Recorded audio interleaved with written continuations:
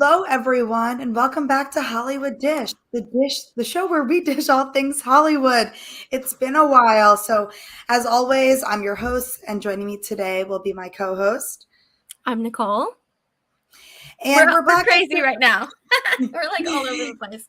Oh my yes, God. because we are back after a bit of a hiatus. So we're going to break down all the latest things in pop culture, celebrity news, and we're going to head back a few weeks for some really important topics that might be on this weekend's SNL episode, but we're probably going to mainly focus on like the burning things this week. We actually have a guest this week, and you'll find out who the guest is if you're on audio when the time is right. And if you're on video, you have a little sneak preview of them right now. But before we bring in our guest, Nicole, how are you? What's your weekly update? I'm good. It feels like a really long time since the last time we were here. I went to a John Mayer concert since we last were here, which was amazing. My top two artists on Spotify in 2021 were John Mayer and Taylor Swift, which I understand how toxic that sounds. It's a little crazy, but whatever. I have been watching so much television. I'm on the Euphoria kick. My Succession era is I've just decided it's going to be a forever kind of thing for me. But I have started watching new shows, so I am not just thinking about Succession all the time. I'm watching Euphoria. I'm excited for the finale in a couple days. Inventing Anna, I watched on Netflix, which I really, really enjoyed. I think a lot of the things other people didn't like about it that were criticism of it were actually things I liked. Do the accent. Do And the accent. Oh gosh, no, we're gonna do it. We're gonna do it later in the night as we loosen up. I promise I'm gonna whip it out. Just stay tuned. It's not. I'm not ready. I gotta warm up my vocal muscles and such. But watching so much TV, I actually passed 281 Park today. This is not really a spoiler for the episodes because if you don't know what I mean, you won't. It doesn't. This doesn't matter to you at all. And if you do what I mean, you know how cool it is that I just walked by 281 Park and smiled at the building and thought, oh, well, I'll leave it at that. Anything else I could say would be a spoiler. But I'm doing really well. I'm so excited to be back. Like, I really love being here whenever we're here and just catching up and talking about everything. So I'm really good and I'm better now that we're here. How are you, Rebecca? What's your weekly update? I'm good. Nothing too crazy over here. A 4-day work week, which you would think is really exciting. Like, I mean, growing up in school, like 4-day weeks were the best. But as an adult now, it turns out 4-day work weeks are the same amount of work in 4 days instead of 5. So that's why we're wired right now. And just, I was like overly caffeinated, then it faded, and I got back on the grind right before this. And just top of mind that we're not going to like talk about, but I cannot stop thinking about is if anyone here watches Drag Race UK versus the world, it is like an international all-stars of Drag Race because there are so many different franchises and spin-offs of that. So they've taken some of the best from all over the place. And the way that they do the eliminations is kind of Survivor-ish styled where they all vote. The winner votes on who they want off that week. And usually they've done this before, this format in Drag Race before. I'm not going to say any spoilers, but they've done this format and it's usually been fair game. But for some reason in this international all-stars, they are just chopping the front runner every single week. And it's like so crazy. And like my Twitter's blowing up. So if you follow me on Twitter, sorry, it's really only been Drag Race content this week, but just really exciting things. And check out Drag Race UK versus the world if you want to. And I see in the chat someone's interested, so DM me because I could talk about this for a whole podcast. She really could. Yeah, I really could. Yes. And it's so crazy because like when you explained this to me, I was like, at first I was like, okay, what do you mean? And then I realized, okay, it's like Survivor. Because I don't watch a ton of Drag Race. I love it like from the sidelines, but I don't put in the hours and the work and the effort that you do. And a lot so of when effort. yes, but it's I really respect the hustle. And so once you connected it to Survivor, I was like, okay, that sounds so frustrating for a show like Drag Race because like I just all you want to do is like crown the best of the best, and I like I Yeah, feel and like the winner, I would be so the winner mad. is not. I mean, granted, as in like an all-stars, they're all really reputable, but this is like I've never seen anything like this, and I've seen all the all-stars and all like the shenanigans that have happened. There's usually like one gag per season, and this has been every single week. The elimination has been like absurd. And I see there's some hype being built up in the chat. And before we move on, I think, Nicole, is it time to introduce our special guest? I think it is. So yes, everybody in the YouTube chat, we've had a little secret. I think I'm frozen right now. I don't know why. You That's are, a but there you I were am, I'm smiling. You were back! smiling in the picture, It's so a it looks great fine. thing to be frozen like that. Usually, it's like a crazy face. Okay, so yes, we've had this great secret, us and the chat on YouTube, and it's time to unveil it. So we have a guest today. This is an amazing guest for this time because many of his interests are in the news. It would always be a great time to have this guest because they are so knowledgeable, so passionate about a lot of things in pop culture and the news that we talk about. But a lot of the things we want to talk about are things that this person is, dare I say, an expert on, and I just need to hear their opinions. So you know them. If you follow us, if you are an OG, if you know the SNL stats days, you know this person very well. They are a panelist very often on the SNL Network shows. Often they take the host chair when we have superfan takeovers, and just like us, they kick John out of the host chair and have their own show. And now they're a guest, and we are so excited to welcome the one and only Sammy K. Sammy K, how Hello, are you? hello. I'm really good now after that amazing introduction. I was saying before we started recording how, I've always wanted to be that person on the podcast where like the two hosts are, talking about, how the show's going to go and whatever. And they're just kind of like awkwardly, sitting in silence, and then they just kind of pop up. So, something's been crossed off my bucket list today, but I'm very, very excited to be here. And yeah, lots of topics. It's funny because we talked about doing this like a couple of weeks ago was when I was booked, and then just kind of the way the world kind of unfolded over the last week feels like a very timely episode for me to be on. Like you said, a lot of things I'm very interested in talking about. So I'm excited to get into it. Yes, we didn't plan that you would be here during a time when so many things that you're good, like that you love, would be in the news. But the universe had such beautiful plans for all of us here today. It's We love fate. that. It's fate. It works in mysterious ways. I mean, it's funny because at first when I did message you asking to be on, I mean, just to like really, step back here. Sure. When you guys first talked about doing the show, I was like, wow, this is something that's super up my alley. Like, would love. In my head, I didn't express this, but I'm like, oh, I would love to be a guest on this. And then we were talking about Oscar stuff, Nicole. And then I'm like, I was just kind of like shooting my shot. I'm like, yeah, this give you my audition to be on Hollywood Dish. And then I was left on red for like 24 hours pretty much. And I'm just like, oh, okay. I overstepped, but it ended up working out. You did respond to my message, and bygones are bygones, and I'm happy to be here. Wait, can I just ask you? Build suspense. I love the drama. I really do. Can I just ask you on live right now? Do I have read receipts for our texts, you and me? Because I have them for I don't think we do. It's just oh, it's the feeling. I know, but I do have them for some I people. know, I don't know.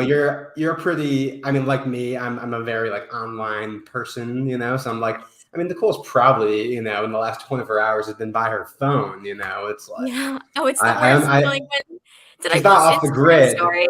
If she doesn't answer, I didn't go that far down the rabbit hole of like, I'm not not as weird as I'm coming off right now, but no, just DM her if she's not answering your text. That's what I do. Just try another. Yeah. Honestly, if I don't answer on one platform, try me on any other, and like I'll answer you somewhere. Send owl. I'm the opposite. I'm a text answer, but I have so many DMs and people sending stuff to me that I'm so bad. Like Twitter and TikTok, especially. Like I save like TikTok is like what I like to do is I save it for when I'm really bored and my For You page isn't exciting, and then I go to my conversation. Right now it's like plus 100 like things sent to me, and I just scroll through all of them.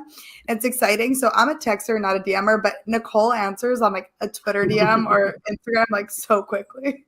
I'm really bad at that too. And sometimes like when I'm catching up on stuff, I feel bad, just giving them like the like the heart on like a video or an Instagram post. I'm like, I don't have something witty to reply or like a real take. So I just want to acknowledge that's been read and not just like seen on the bottom. I mean, there's a distinction there. We all have our own etiquette when it comes to this kind of stuff.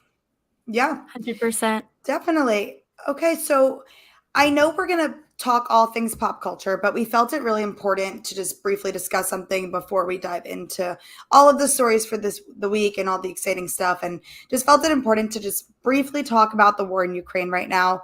While we like to keep things lighthearted here, it is really important to discuss something like this.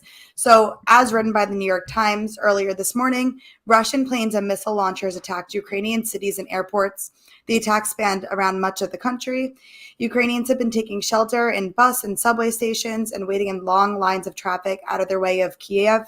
And we just wanted to mention that and say our hearts go out to everyone in Ukraine. I know that there haven't been a lot of resources online for donations and all of that. I did see one thing that if you can't speak Ukrainian or Russian, there are certain areas to volunteers about refugees coming to the U.S. or helping accommodate all of that. So we do want to talk about a lot of the fun and exciting things, but we just had to mention this and just say that we're praying for everyone in Ukraine and our hearts go out to them.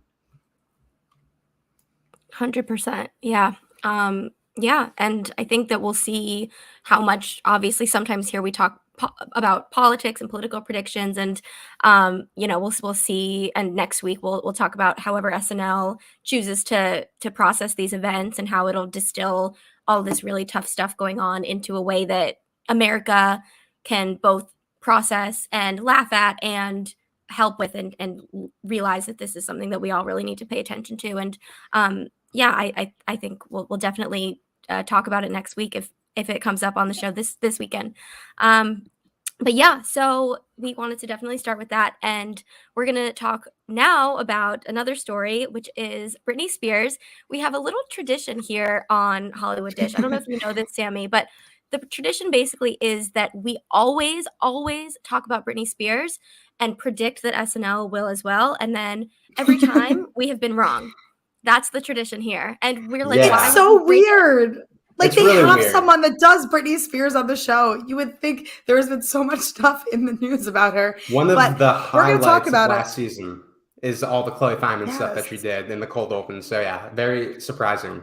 Totally. But here's Yeah. the headline. And we're not just, if this is something we would do, if Britney Spears didn't make the news recently and we just wanted to continue the tradition, we would find some random headline and like make up something and fudge it. Yeah. But this is real news. So it's very convenient for us because we always want to talk about Britney and continue the tradition.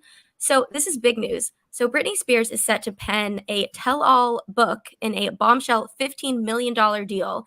And this, I'm not like a huge book person. I consider myself a reader. And by that, I mean, I read articles online. I don't really pick up books anymore. I wish I did because I loved reading growing up, and it's just not something I do anymore. But this is a big deal. Books are still like, it's huge. And apparently this number is one of the biggest book deals of all time. The Obamas inked a deal that was about 60 million a few years ago. Mhm. The Clintons had a deal that was around this amount a few years ago as well. But really, like, those names, these like extreme political power couples, are the only names that are circulating to compare this figure to. I mean, there are a few more, but those are the ones in every article that are being referenced to be reported for either more or comparable. And so for Britney Spears, who is by no means known to be an author, first and foremost, someone who has a story that people want to hear, someone who is so beloved and cherished by the public, and this is fascinating to me that this is happening. And so yeah, everybody, Rebecca, I'll start with you. What do you think here? Get your money, girl. I am so excited about this. If you would have asked me prior to finding this news out, I would have like placed a significant bet that Oprah should have a sit down tell all with Oprah. But a $15 million book deal does not compare to Oprah exposure special for an hour on TV. I am so happy for her. I mean, after, I know we reported on this in the last episode when Jamie Lynn Spears, her sister, is also coming out with a book. And I just hope, and I feel confident that the people working with Britney on this book are just going to get this out really quickly while all the hype is now. And I want to finally hear from her. I am so excited for this. And she deserves $15 million for this after the hell she's been through these past few years here. So I'm excited. I will be reading this. If you were to gather, I am a reader, just in a personality thing. And this is my favorite type of book, though. Yes. Sammy, what do you think? I mean, similar to you, I'm not the biggest reader I can spend like a ton of time on my phone, on Twitter and Reddit, and I wish I read more, but this is totally something, every once in a while there is a book that comes out where I'm like, okay, like I have to pick this up like when it drops, because I've been like pretty like invested more so about like everything that's going on with like Britney over the last like couple of years at this point. And I think, especially after what happened with Jamie Lynn Spears last month with her book and everything, like I am curious, like thinking about like the butterfly effect of everything like that, hadn't just dropped last month, if, like when this would have happened, if this is like sort of like a direct response kind of thing. But no, I'm really excited to kind of get my hands on this. And I do wonder, the first thing that came to my mind was title, like what are they going to call this thing? I saw on Reddit, some people, this might be a little bit on the nose, but there's like Leave Britney Alone is one that someone that said gave me the as chills. like, right? It really, it's like, on the one hand, it's like might be a little on the nose, but like, I mean, come on, that's like a pretty strong title. I'm curious if you guys have any thoughts on like a song of hers or something like that like could be like a book title for her. Or maybe she doesn't go that route. First of all, I she can do whatever she wants. Like Jamie Lynn, when it was reported that she was going to rip off a Britney Spears quote, that I thought was a little cringe and not my vibe. Britney Spears can do whatever she wants. Whatever the analysts report and that she's working with report will make her the most amount of money in Britney Spears' wallet, in her vacation funds, in the lawyer who has been so amazing to her, who totally changed the game for her when he came on. All those people, whatever puts all the money in their pockets and also maybe helps with justice for similar issues. Maybe she'll donate some of the proceeds to that and other people in conservatorships. Yeah. Like, just, all I want for this title is for it to sell books. It can be trashy, it can be sleazy, it can be clickbaity. I don't care. I just want it to sell books, period. Yeah. Okay, my prediction, I think, would be really powerful if they just went with toxic and then like a sharp subheader where they're like, oh, like the tales and trauma of Britney Spears. Like something like that would be super powerful. And as an SNL prediction, and I know we always predict sketches with this, but I think it would be so good if they had Chloe Feynman, doing Britney reading her tell-all book, and it was like a little kid's like fairy tale book, and it was like rhyming and they talked about it. I think that would be so funny, because I don't know how you could really make a book deal that funny unless she comes on Update and like promotes her book and does something funny like that. But if they had her like this $15 million book deal and she sits down, she's about to do a reading and like opens it up and it's a fairy tale picture book, and it's just like not a tell-all, it's just like she wrote a child's book and had her do that, I think that would be a good play on this. No, I think that's definitely like a funny take. I am curious though. I mean, you guys obviously alluded to how like they haven't brought her impression in like all season yet, and there's definitely been like material, there for them to like take this off the shelf. I do wonder like if they are waiting for kind of like a Diane Warwick sort of moment where they like scheduling or timing to where like maybe the next move for them, which like I think they can keep doing the sketch like a lot more times, like many more times, but I wonder if they are like, let's bring it back when we can get a potential Britney Spears cameo. Like I wonder if that's like why it's maybe been on ice, That would make a lot of sense. Maybe Chloe just forgot how to do the impression and she's working on it.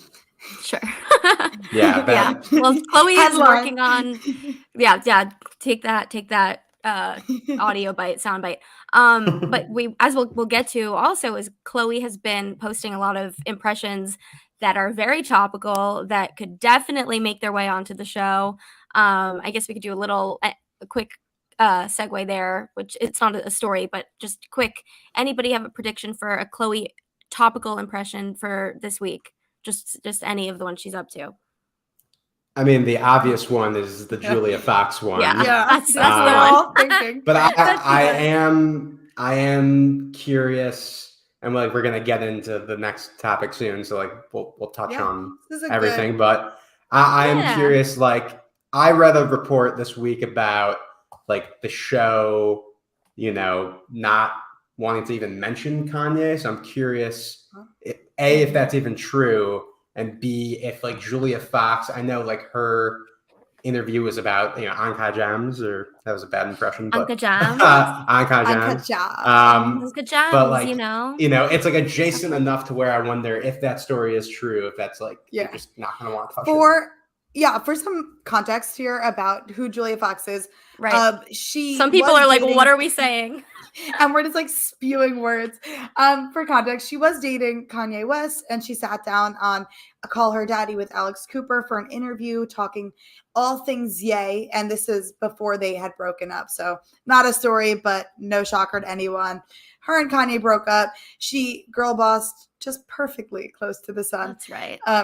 And she has a very interesting way of speaking, especially, and it's really just gone viral. So many sound bites from this one interview alone has gone viral, and they're even filters. So I was going to come on here and do it, but I would have looked so bad. Like she had just like black eyeliner, like just her whole eye was just black eyeliner all the way out. So there are filters on TikTok like that. And she did say that she was Josh Safdie's muse in Uncut Gems, but the way that she said it is, I was Josh Safdie's muse in Uncut Gems. And like Uncut Gems was like, has been such a funny thing going on. And now like, then she started talking about Ye and different things about that. So super funny if you look up Julia Fox. I don't think they'll do an impression on the show is my prediction, because Chloe Fineman, if you go to her Instagram, released a whole video compilation of her doing a Julia Fox. And I feel like there's not much more to go from there. So why would they reuse that content? I feel like they would ask her to not post it on her Instagram. I feel like she's done stuff like that in the past. Like where she like is almost like during pandemic though, more. Yeah, that's true. I guess it was more. And then they like took her pandemic work and made it at SNL from home. There's not much more to go from Julia Fox. I really don't think she'll be doing it on the show. Can I just put something out there? What if we get, because Julia Fox is a New Yorker. She doesn't just live it, like she is a New Yorker. And I mean, what if we get a Julia Fox cameo? I think that's more likely right now than a Britney Spears cameo. I would be so annoyed if she was on SNL. But really? I would love it. Oh my god. That is so interesting, especially with she's not worthy. I think how many people want to be on SNL? And Julia Fox is going to be on it? There's been people who have been on SNL who aren't worthy, and I think Julia Fox would be more worthy. I would agree with that. I could name quite a few people. And we're not talking about her hosting or anything. It's just like a little poppin'. Little sup, it's Ye. I wouldn't be happy, but we'll get back to you next week on if this happens. We'll continue this debate. Yes, then. I needed to put it out there, because if I am right about this, I need I'll be more mad. You'll be mad. I'll be living life. I'll be mad if you were right about my favorite one. I just have to do one more. Is that obviously the Uncut Gems? Uncut Gems is the most viral one, but the other one that's very viral is when Alex Cooper, the host of Call Her Daddy, goes, "What was the first thing Ye ever said to you?" And she goes, "Ever like in life? Sup, it's Ye." And I'm like, sup, it's Ye. I love her. She is, as much as I overuse iconic, she's the perfect person to use that word for. And that's what I have to say about that. Do you want to get into a little more of our Kanye discussion? Yeah. So speaking of Kanye West, you know what? Maybe we shouldn't talk about him. There's nothing really that important to mention. No, he's newsworthy. There's nothing. Yeah, very out of character. No. So to be fair, I'm sure you've all been expecting this, and there has been now weeks of content. Obviously, the weeks we're off is the most Kanye content we've gotten in a while, and that says a lot. And many of it has been directed at Pete Davidson, aka Skeet.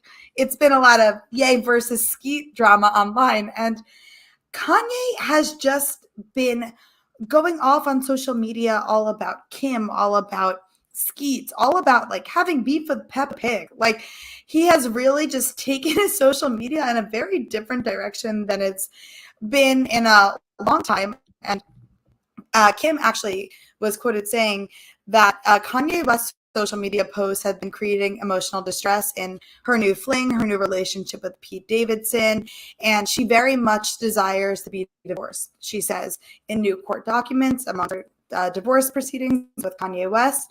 And to no shock with anyone, Kim is finally speaking, and she's being super mature about a lot of this. And I don't know. I'm so curious. Everyone's takes. There has been so much in the news, so I'm really curious. Yeah, since we were last here, the amount of Kanye news that has happened, it's like 8 or 9 headline worthy things a day are happening, whereas like most A-list celebrities, you get like one twice a month maybe, it's like the amount that is happening is insane. And it is to a point where so we read that that's the most recent headline in this whole thing as of Thursday night, that we're doing this. By the time we log off, there are probably going to be 4 or 5 new headlines, but just the most recent one is Kim filed that additional thing about how this isn't okay, and she really wants to be legally single, and he's making it really hard to do that. When you drop someone off, he gave her a car with a bunch of roses with crystal clear with crystal with a K, and clear with a K, and a bunch of roses on Valentine's Day.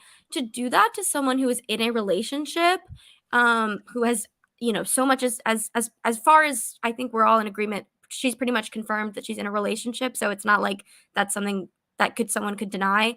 To do that to someone who's in a relationship point blank is so invasive, and it's rough. It's like it's really hard, and it's hard and tough to find the humor in it, because like it's a mental health thing, and we all know Kanye has been open at different points about his mental health, and so I never want to go so far in making fun of him or saying that he's being this or that, when like it's rooted in something that we all wish I think for the best for literally all of these people involved. Like, we don't want any of them to be in pain. We don't want any of them to be making the others' lives harder.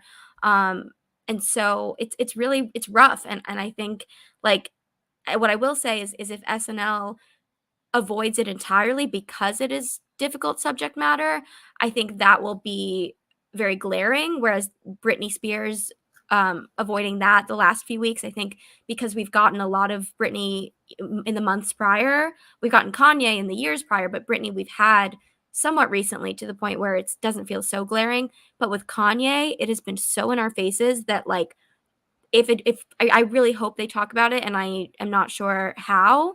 I just hope that Chris Redd is, putting in the hours, and gonna bring us something funny and witty and clever and all that kind of stuff.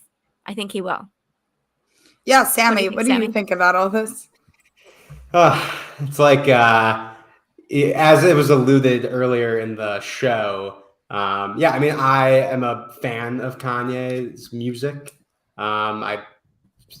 Since I was like a kid, it's always been like my number one artist. And I say the word artist because, yeah, I mean, a lot of everything that's going on is hard to process, not only as like someone who's a fan of Kanye and SNL and Pete Davidson especially, but like just the whole, and Adam Sandler, which is tangentially related.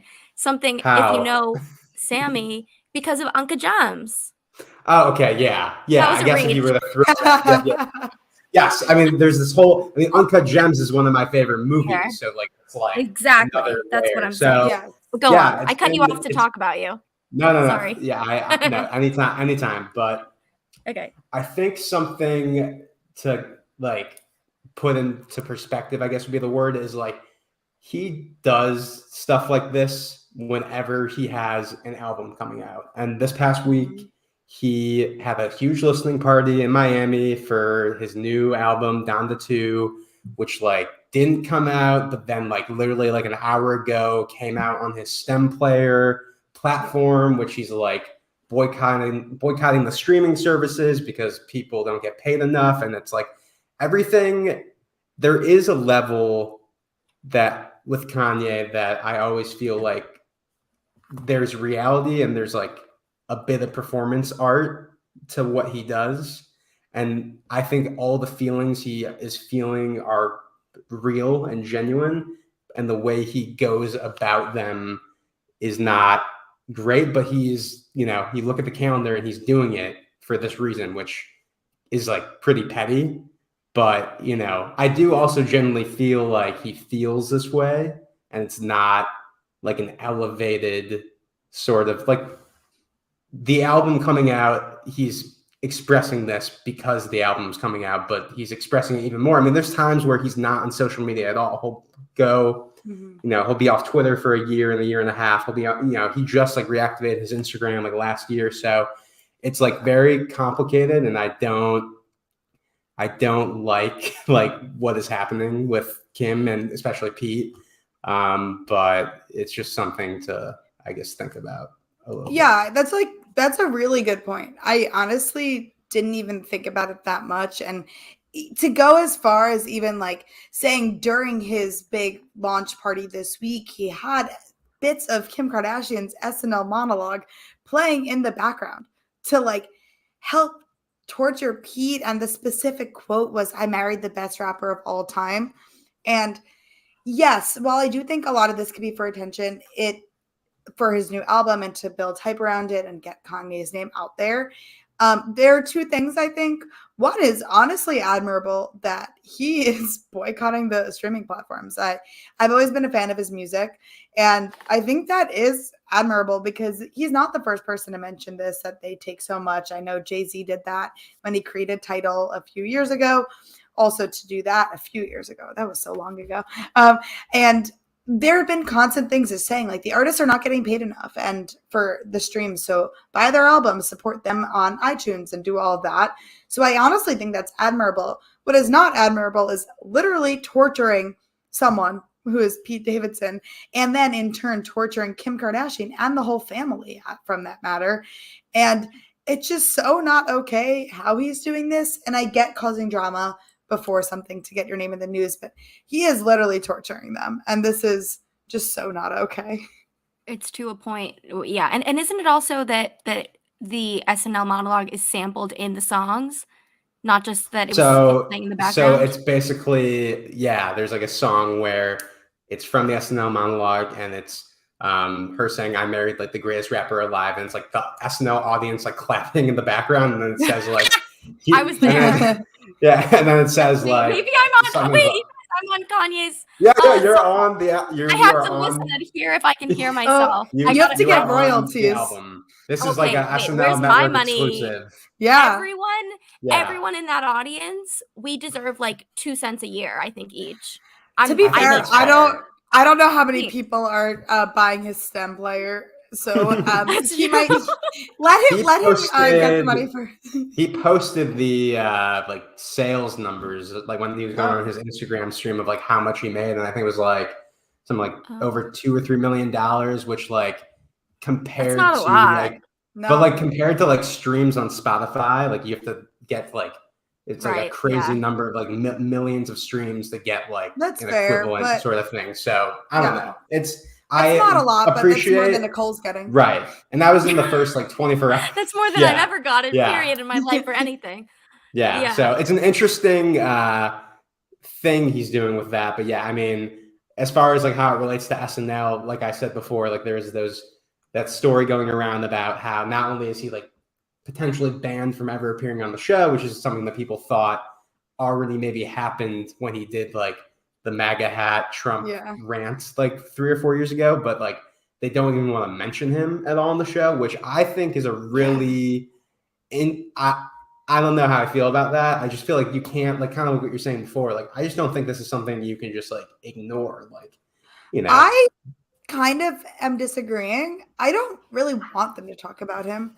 Yes, it would be funny and it's good content, but it's also just going to give him so much more ammo and content. Like, poor Pete Davidson will never catch a break if they talk about it. And that's what he's hoping for. He is hoping that they talk about it. And he likes that. He gets a thrill out of that. And I kind of hope they don't give it to him and just don't give him the excitement that he is expecting come this episode.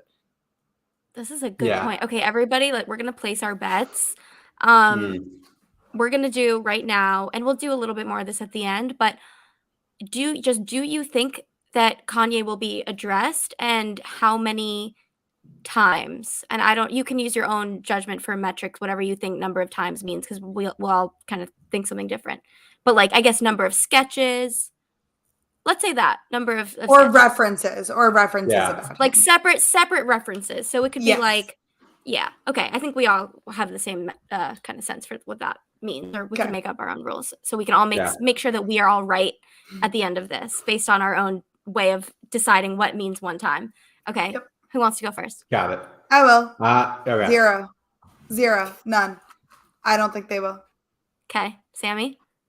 Okay. I think twice, and specifically, I think because John Mulaney's hosting, he will make some sort of mention in his monologue, even if it's like alluding to something going on with Pete, like it will, or even saying Skeet, he will say something along those lines. And I do think on Weekend Update, Michael Che will say something, because we didn't even talk about how he was involved on Instagram, where like Kanye said something along the lines of like, like don't be friends with him. I'll double your salary or something like that. And then Che had this hilarious response on Instagram. So I think that's a possibility as well.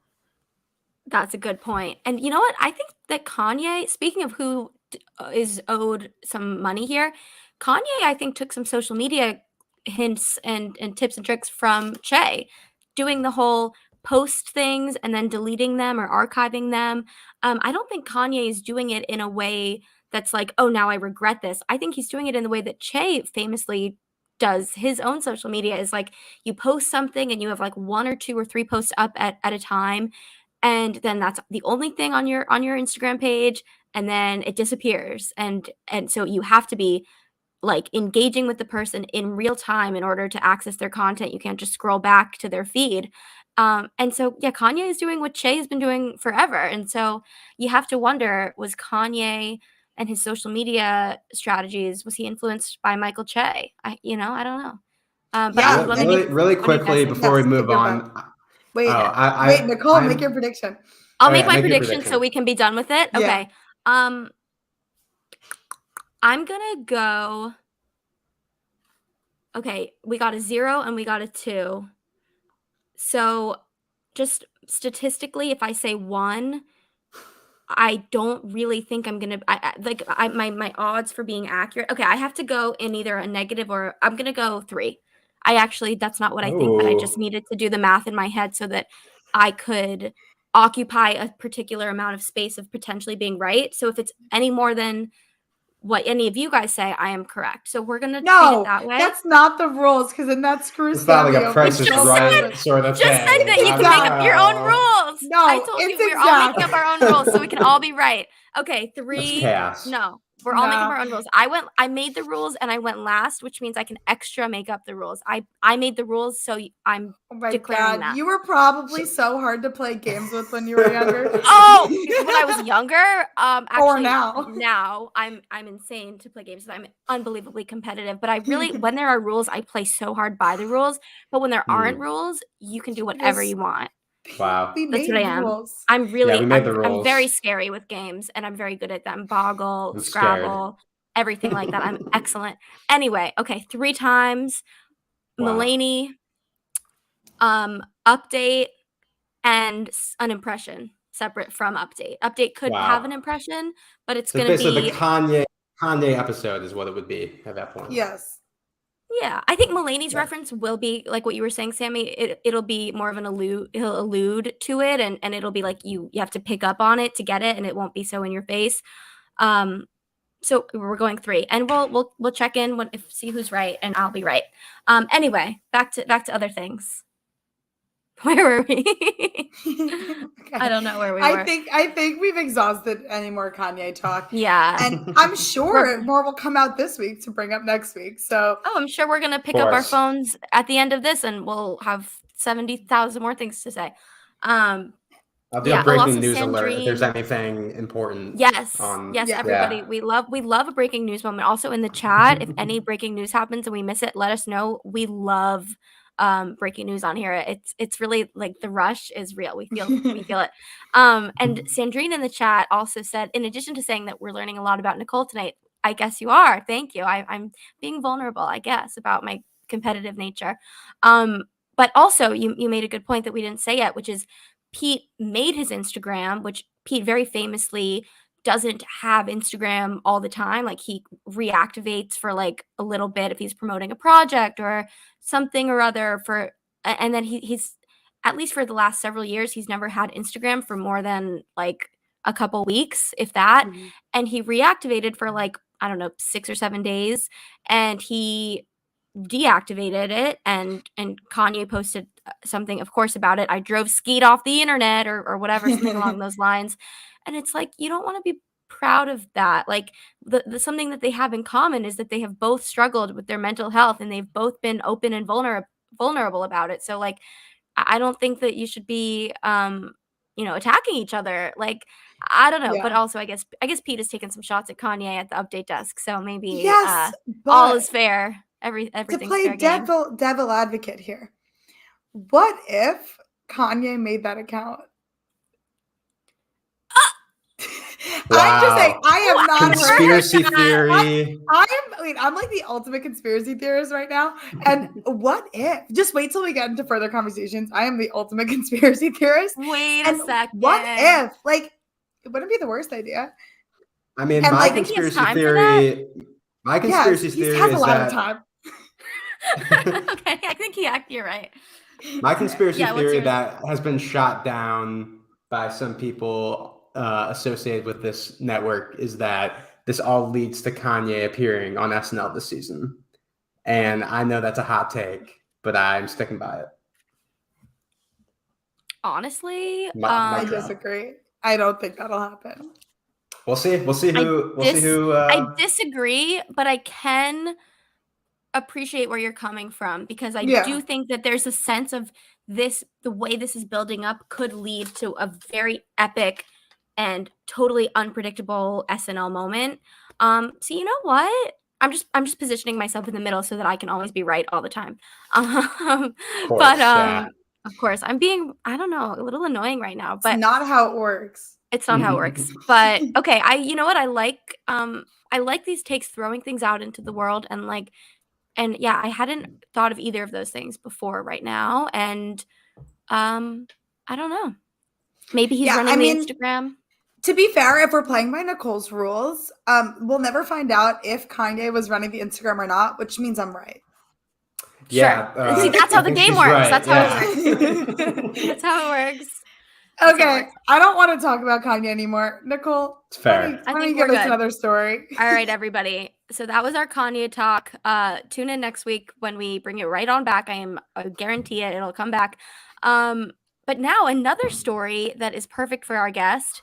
We're talking about the Oscars, and there's so much to say about the Oscars this year. And I'd say the biggest thing to say about it is that it's like, what's going on? Like, things are a little quirky and cringy vibes.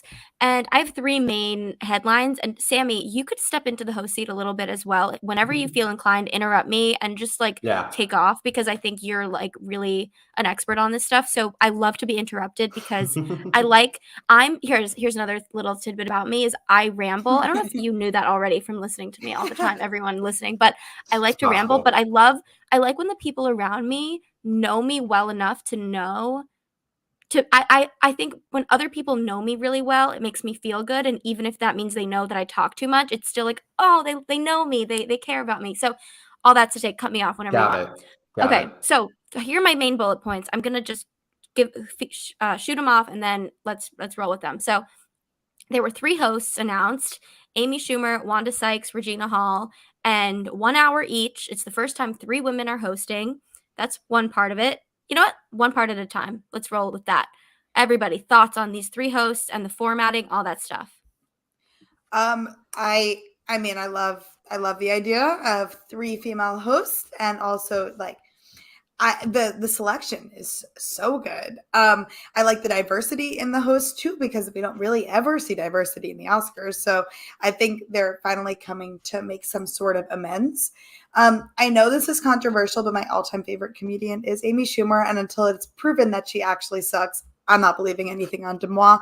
So I am so happy about this. I mean, I think this is like such an interesting, like, three people. Then I don't really know how they're all tied together, but I'm not upset about it. The format is weird. I don't know why they all just wouldn't host. At least, like, I hope they do like the opening together and kind of do it that way, and then they could each have their own host, which I think would be good. But I hope that we get all three of them on stage together. So I'm happy with it. Sammy? Yeah, I am happy that three women are getting the opportunity to host. I think that's very cool. But I do have some thoughts on this. I don't know. Maybe I'm, like Nicole was saying, I'm very into the Oscars. I'm very like, I think the Oscars should be more important than they are in 2022, or at least how society perceives the. Well, what's more important than the Oscars for awards? Last year it was they had the lowest ratings of all time, like 10 million. Like people are maybe they should, like, make diverse nominations, make the board of people. I'm 100% not with just you old on that. white men. 100% with you on that. I just think, like, okay, so going into the Oscars, there are all these rumors about who was going to host. It was like, and the biggest rumor that was floating around was that the cast of Only Murders in the Building, Steve Martin, Martin Short, and Selena Gomez are all going to host together, which I thought was like such a slam dunk idea, because you have someone like Steve Martin, who obviously not only with his ties from SNL being one of the people who has hosted the most, but he's hosted the Oscars in the past. Martin Short, also from SNL, like just one of the funniest people on the planet. And Selena Gomez, who is someone who held her own on that show with these two comedy legends and was like very funny, but like brings in that younger demographic. And I don't know, I just like the synergy with like it being a Hulu show and like Disney owning Hulu and ABC being the Oscars telecast. Like in my mind, like they were going to be the host. Like it was being floated around on Variety and stuff so much that like they would have like denied it or like said it wasn't happening by now if it wasn't like close to happening. And then like this like really came out of nowhere. And I was listening to another podcast, I think on the Bill Simmons network, that said like, I mean, they're all funny people, but like they're probably like the 81st, 82nd, and 83rd choices on their long list.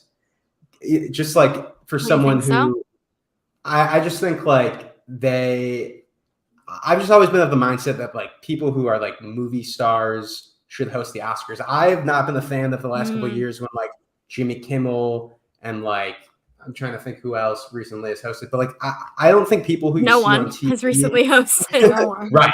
But I don't think people who you see on TV regularly should host the Oscars, which is like a weird opinion to have, I know, but like I'm thinking like someone like Tom Hanks or like Meryl Streep, like someone who's like has that like, I mean, Regina King last year was the person who like, even though there wasn't a host, like gave like a monologue or like introduced the show, like someone who like is a movie star, I feel like should host like the biggest night in movies. Like that's just like my feeling on it. And like I think the hosts they pick are all very funny people and have been in movies, but I just associate Amy Schumer more with her Comedy Central show and Wanda Sykes on like a million shows that she's been on over the years as like a guest star. So that's like my, I guess, hot take would be like, I'm excited. And I also am not super excited about how like they're each taking an hour.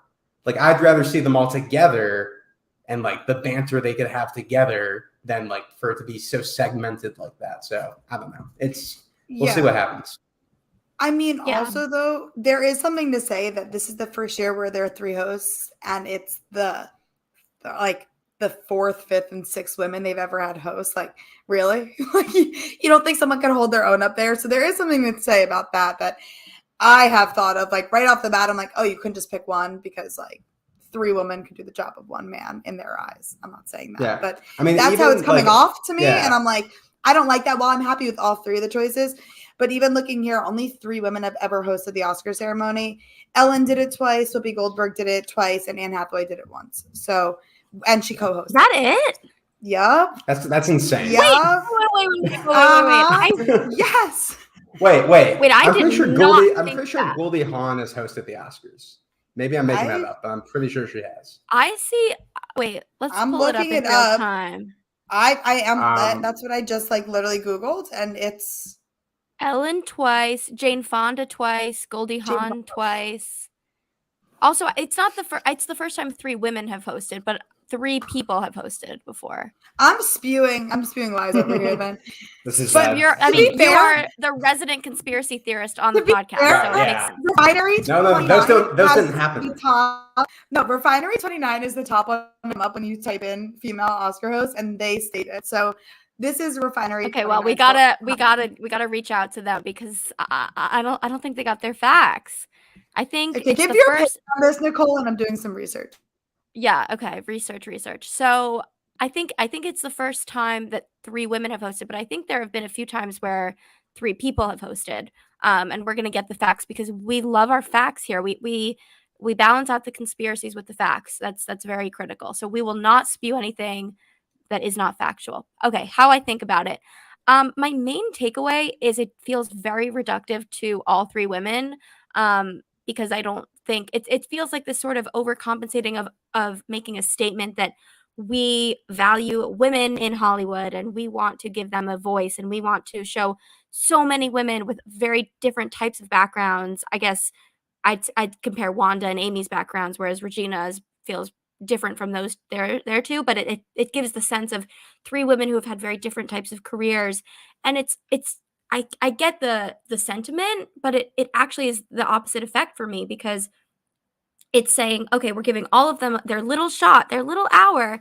And really, like you just had Jimmy Kimmel do it the whole time by himself. And for me, the point of a host is to guide you through the night from beginning to end so that at they are sort of your in any sense of a host, like right here, or the Oscars, or a party, or a stand-up show. It's like whatever type of host, it's the person who greets you at the door, like says goodbye to you when you leave, checks in on you throughout the process. And that's a host to me. And they're kind of throwing that idea away and saying, no, we're going to give each of these women their little cute little moment. And yeah, it feels very reductive to me. And I think everybody would have loved something that had more cohesion to it. In addition to the Only Murders in the Building group, the 3 Spider-Men, that was another one floating around. I think as much as people love Spider-Man, it probably might have gotten some flack for just showing 3 white men. I do think that could have Or happened, do Tom but also Holland and Zendaya. You know, like I think that would have been like a Oh, great. That would have been I mean, like, so good. if you're concerned exploded about the internet. if you're Oh, concerned that would about be so ratings, good. like that would be like something that like young people would want to see. Oh Like, man, there's no if- way they had time for that. They're booked Yeah. till they Right. turn 75 years old, both of them. Yes. Also, okay, to fact check here, Whoopi you go. Goldberg was the first solo woman host, and Ellen, Cool. and then Whoopi did it again, and then Ellen also. Well, Whoopi's done it a bunch of times, but there Yeah. were some other women that have done it, like Jane Fonda, Liza Minnelli, Diana Ross, Goldie Hawn, but they did it with 3 other men when they hosted. So. So I think that was a Refinery 29 article, and just to fact check myself. An apology to the Oscars for they don't spreading lies. They've done They enough can other afford bad it. things that we'll get into. That's fair. I would But agree. yes. Wait, I wish that I knew this offhand because I don't like asking questions on the internet. I just like to be informed. But so the beautiful, brilliant trifecta of, and I mean, Whoopi Goldberg is having a moment. Maybe we'll talk about. We are all Jewish here, actually. But Whoopi It's Goldberg. a rapid fire. Okay, rapid fire done. I'll do it for my rapid fire. Billy Crystal, Whoopi Goldberg, and Robin Williams. The 3 of them. Was that the Yeah. Oscars? Right. So Yes. yeah. So I know they've done, or when they all were here with us. Robin Williams is no longer here. He's here with us in spirit. But when they were all like working together, they I know they did so many amazing things, and yeah, that's what I thought that was one of the things that they all did together. It wasn't. It wasn't. What was it that No. they hosted a bunch of They times used to do together? like these like comedy like fundraisers together that Yes, made very yes, famous thank you. Yeah. and like broadcasted. Yeah, that's what I think. Yeah, you're not far off though, because That's what I meant. 1994 Whoopi Goldberg hosted, 95 Letterman, 96 Whoopi, 97, 98 Billy Crystal, 99 Right. Whoopi, 2000 Billy Crystal, then Steve Martin, then Whoopi Yeah. Goldberg, then Steve Martin, then Billy Crystal. Right. So Right. they've rotated out. So they've both hosted a lot, but that trifecta Yeah.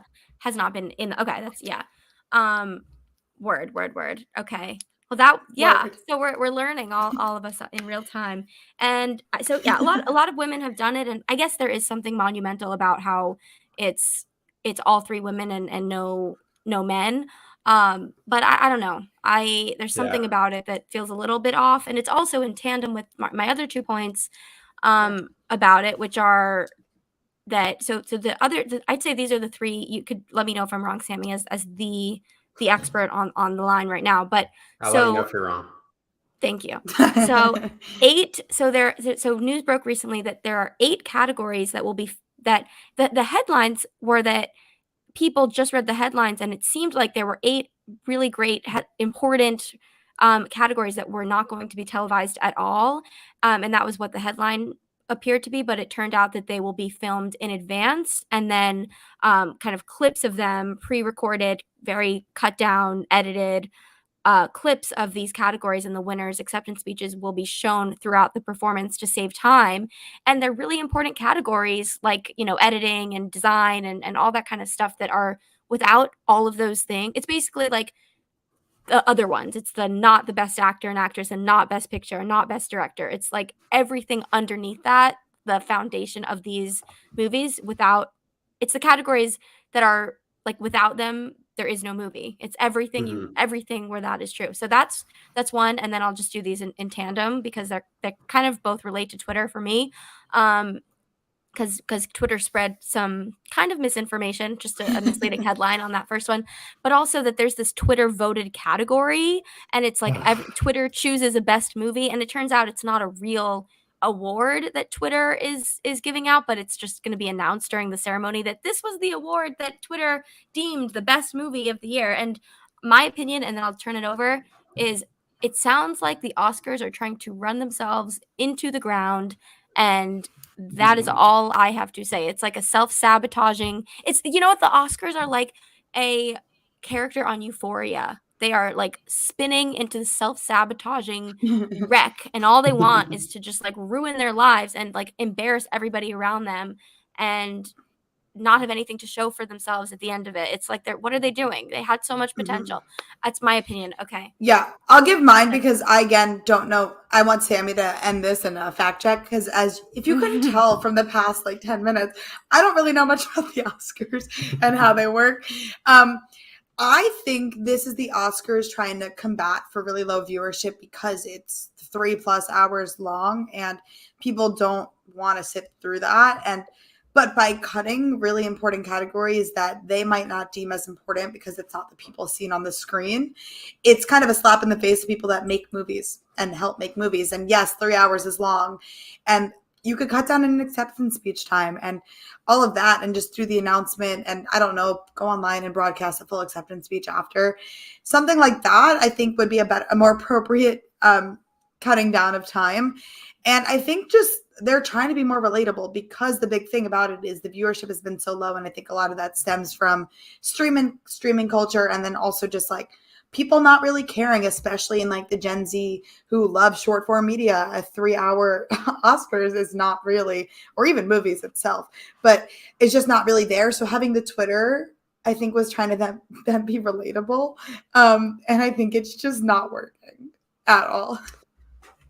Yeah, this whole topic is just like the Academy. There's like a great article I would recommend people read on Vulture called "Self-Loathing Will Kill the Oscars," and they get into all of these things that has been announced that we're talking about over the last couple of weeks. And they tried to do this like 3 years ago. Basically, both of these things they tried to do like 3 years ago. In, I think, 2018, they were going to do a Best Popular Oscar award, which was going to be going, and they never said like what that meant, but like it was basically announced because they wanted like to give Black Panther, which did end up getting nominated for Best Picture, but like months prior they were like, all right, like this is like a big success, and there's other movies that are like big blockbusters that never get recognition, maybe like Spider-Man this year, that like we're gonna make this whole new award for, and people like freaked out on Twitter, and like the Academy backtracked on it. Same thing with the cutting categories, which is different.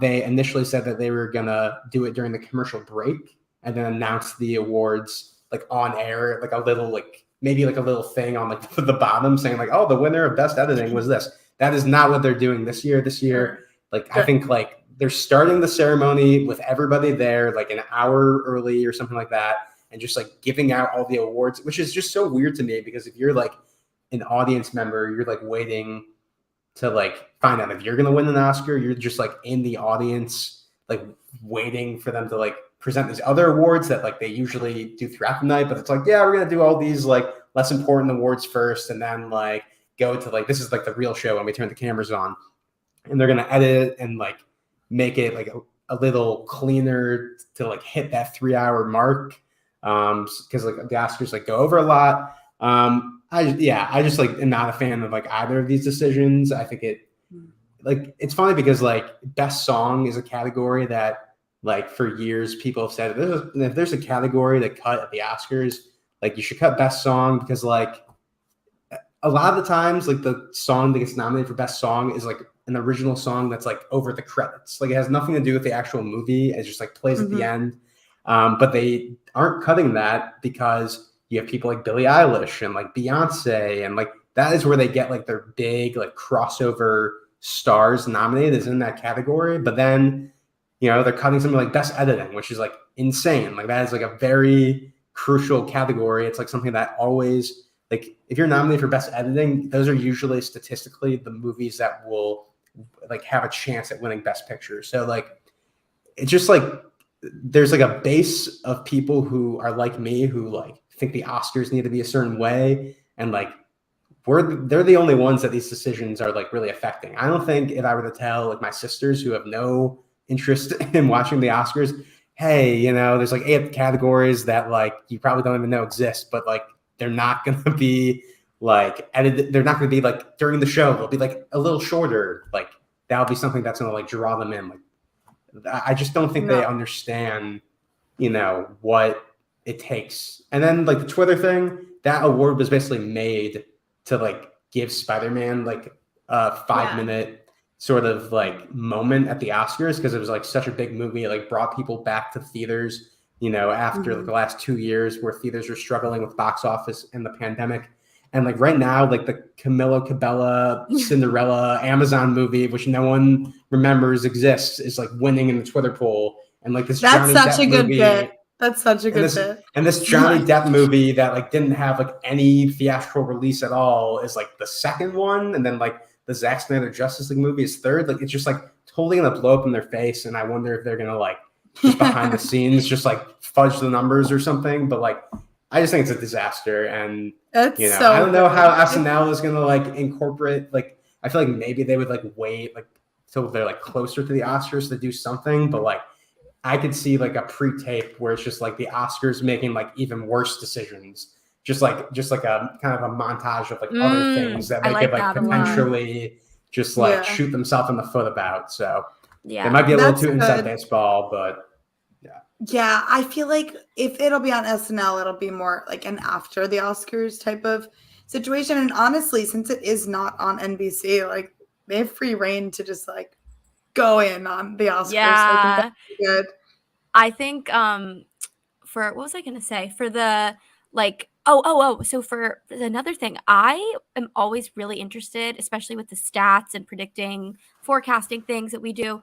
Like when SNL has hosts who are up for Oscars, whether it's either right before nominations and they're doing their press rounds, or it's after the nominations and right before the Oscars, so they're doing their campaigning for the win once they've gotten the nomination.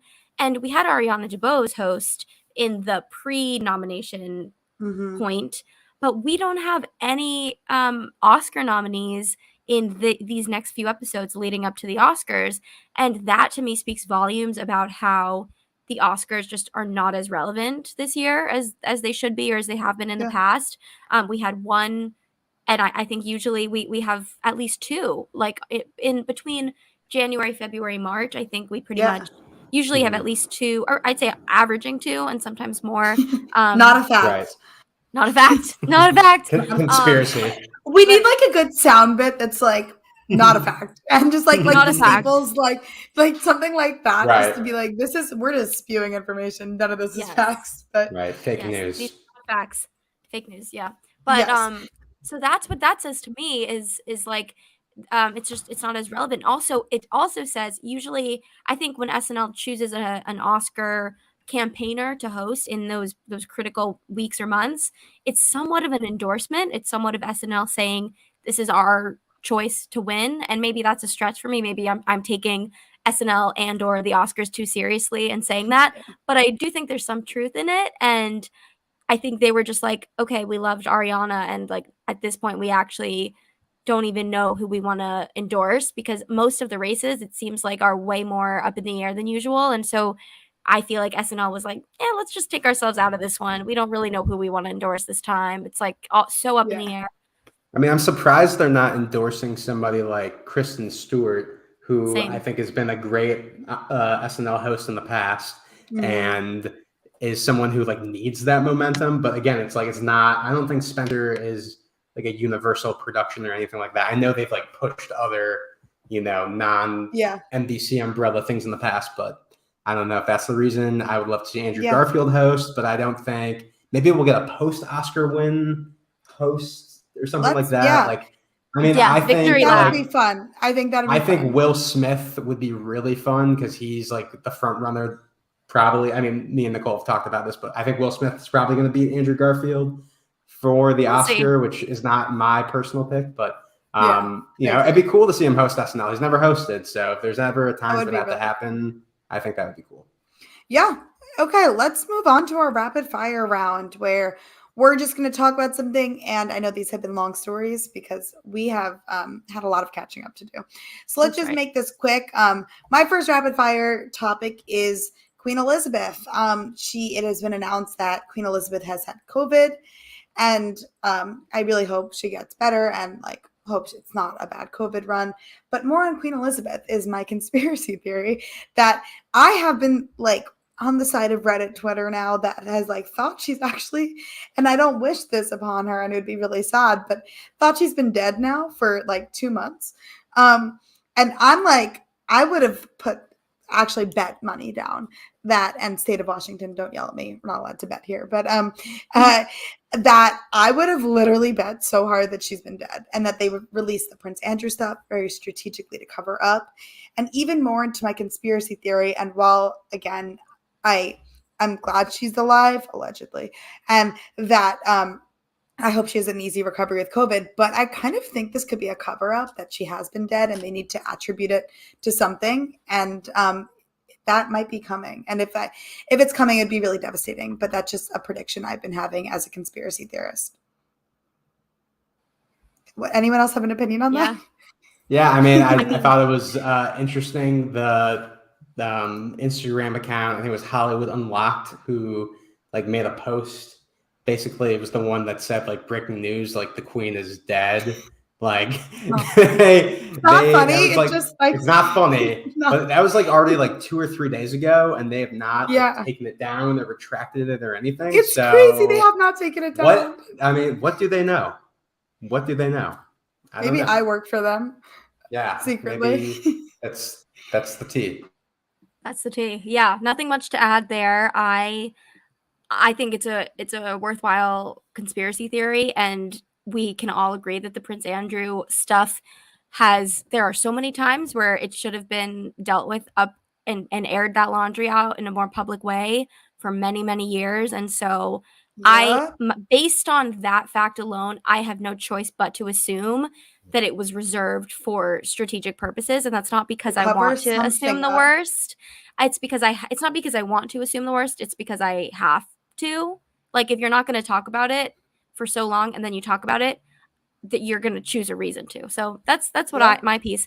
And I had a few things I wanted to say and I didn't really know which one, but we touched on this one. So I'm going to just take this point home with Whoopi Goldberg and her controversial comments about the Holocaust. This was at this point almost a month ago, and I find it very interesting that the news story essentially came and went in this SNL hiatus. I imagine it would have been 100% acknowledged, and now I'm not so sure.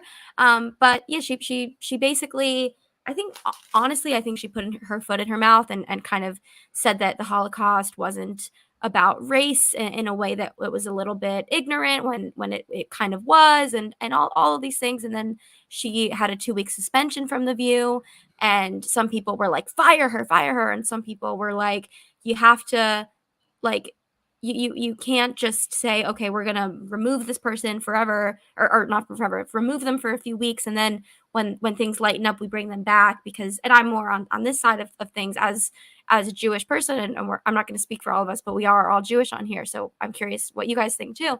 But I think, like, I love Whoopi Goldberg. She's like one of my favorite people in entertainment, and I think she has pure intentions. And I was watching her, and I was like, okay, you put your foot in your mouth.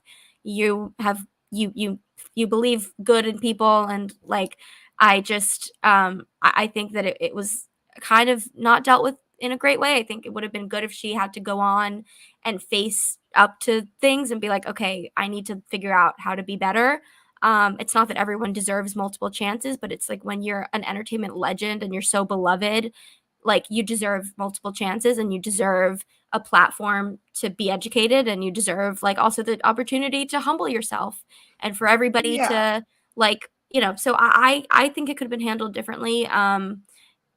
Yeah.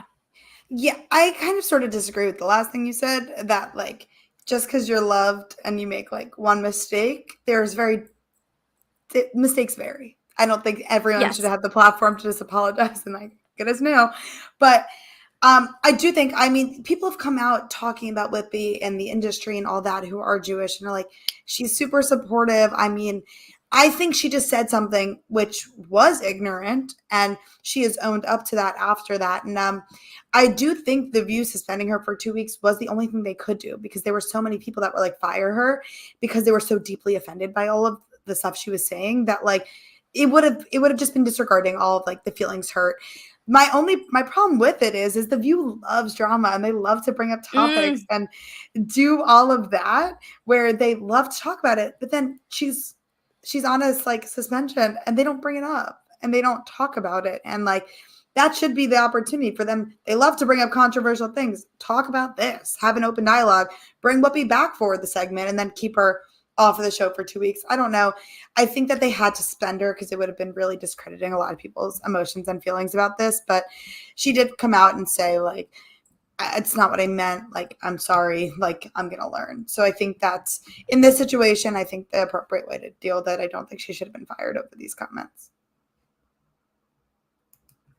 Yeah, I kind of just echo what you guys are feeling and saying on this. And I mean, as somebody who, like, in the last year or two has like started like podcasting and like being on camera and stuff like that, like, I can't imagine like being on TV every day and like just like the stuff that people say that they don't necessarily, like, their intentions aren't, exactly where their head is or in the moment and 100%. things like that. So I can relate to that, but obviously the subject is close to home. So definitely. Okay. And we're going to take the next minute. So everyone think of one thing we talked about, say it in one word, or if it requires more than one words.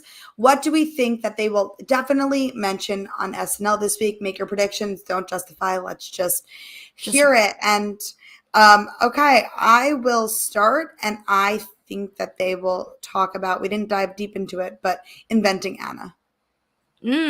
Okay, here's mine. Kanye. Is it cheating if I also say Kanye? No. I also say Kanye. To be fair, at least you guys are loyal to your prior bets. Yeah. That's true. Okay, so we made our predictions. We'll see what happens. And if Sammy, you were an amazing guest. And if you're if we're gonna bring back your predictions. We'll talk about whether you were right next week. And yeah, thank you for everything. So Yes. Thank you. So Thank you for much. having me. yeah, so I'm gonna quickly talk about what's coming up. Actually, yeah, I'm gonna talk about what's coming up on here. Then we're gonna do some plugs. So at the SNL Network, we are back in full swing in our SNL on week vibes. So we've got so much content coming. John Mulaney Saturday. We're all very excited. We're all very eager, I think, to see what happens, and we have a lot of content to be diving into it. As always, our hot take show is going to air at 1:10 a.m. Eastern, right after that SNL on Saturday night / Sunday morning. It's going to be really fun, as always, in the live chat. We've got our roundtable on Monday night, immediately, after the weekend, to dive even deeper into the episode, the bigger themes, implications, and so on. We're going to have a patron feedback show that week where John will talk to some of our wonderful patrons and talk about the prior episode, the Mulaney episode, and then the coming episode with Oscar Isaac. And if you're not a patron already, that's a really fun opportunity. So definitely check that out, patreon.com/the SNL Network. You get to podcast with John. It's really fun. And then full circle for a week, we will be back on Thursday doing what we just did, talking about SNL, talking about pop culture, talking about whether we were wrong. The next week will be even more fun because we're going to have things to say about whether we were wrong or right the prior week. So definitely tune in. Okay, Sammy, where can people find you? And what are you up to? Just wanted to, again, thank you guys for having me on. This definitely exceeded my expectations. I had a lot of fun, and I'll try not to hog as much oxygen next time it'll be different topics, that maybe I'm less geared towards, but you guys can find me at @SammyK on Twitter, Instagram, and TikTok, and you can catch me on, I think, this week's roundtable for John Mulaney's episode, which I'm very excited to watch and share my thoughts on. And the SNL Superfan Takeovers. Definitely watch our most recent Valentine's Day episode that we just did. It was a lot of fun. Yes. And thank you so much for joining us, Sammy. This has been so much fun. I feel like I've done a lot of the SNL Network podcast with you, so always a good thing to talk to you. I mean, if people want to find me at Rebarbecue on any social media platform. And I saw some people in the chat wanting to discuss Drag Race, and I need some people to talk that out with. So please just extra hit me up. Always does. I need to have people listen to me and to voice my opinion. I don't have that, but yes. Or if you just want to chat, at Rebarbecue on anything, and I'll be here next Thursday on Hollywood Dish. Yes. So, and then for me, you can follow me at Nicole Rovine on Instagram, Twitter. I temporarily changed my Twitter or my TikTok to at Nicole 80798. Yeah, I noticed that. It was impulsive. I'm kind of balancing where I want my full name and where I don't. I instantly regretted it, and when the 30 days is up where I can go back to my full name, I will do that and just embrace being my true self, my full self, all over the internet with my full name associated with that content. I'm just going to go full throttle with all that stuff. But I think if you search Nicole Rovine wherever, you'll find me. I also just please DM me all the time, talk about anything I talk about. It makes me so happy just to have people who care about the things that I do. And it's so fun to connect all of us, this community. It's been so special. And yeah, so with that, thank you everybody so much for hanging out with us. You can also find all of us, everything we're doing at the SNL Network on Instagram, Twitter, TikTok, YouTube. If you're here right now, you can give us a subscribe. You can leave a review, comment. Same thing with Apple Podcasts, Spotify, just anywhere you want to click the follow, click the subscribe, leave a review. It just anything like that really helps other people find the show. And that's the best thing. That all we want to do is just have this community and just meet more people who will DM us and DM Rebecca about Drag Race and DM me about Succession. How beautiful is that? So it makes us really happy when we can keep on helping other people find the show and meet more people. It's the best. So thanks everybody so much. Have a great night, great morning, whatever time it is, and we'll see you next time. Bye. Bye.